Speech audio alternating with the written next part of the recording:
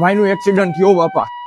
એ ભાઈ આ ભાઈના ફેમિલીને કોન્ટેક્ટ કરવો પડશે. ઓ ભાઈ આ ભાઈના ફોનમાં લોક છે. આ ફેમિલીને કોન્ટેક્ટ કેમ કરવો આ ભાઈને? હવે શું કે દોસ્તાર ભાઈ ન કરે નારાયણ, અને તમારી સાથે આવી દુર્ઘટના થાય ને તો અત્યારે જ તે લગાડો માય પાર્કિંગ ટેબ. હા દોસ્તાર, આ વન ટાઈપ ઓફ કાર્ડ રહેવાનું છે જે તમારે ગાડી છે કે કોઈ 4 વ્હીલ 2 વ્હીલ કે XYZ કોઈ પણ જે વેહિકલ હોય ને એની ઉપર લગાડી શકો છો. અને સાથે આની એપ્લિકેશન ડાઉનલોડ કરીને સ્કેન કરીને કોઈ પણ પર્સન છે ને તમારા ફેમિલીનો કોન્ટેક્ટ કરી શકશે, એ પણ તમારા ફેમિલીનો નંબર દેખાયા વગર. પ્લસ આ ઇમરજન્સી કેસમાં તો કામ આવશે જ તે.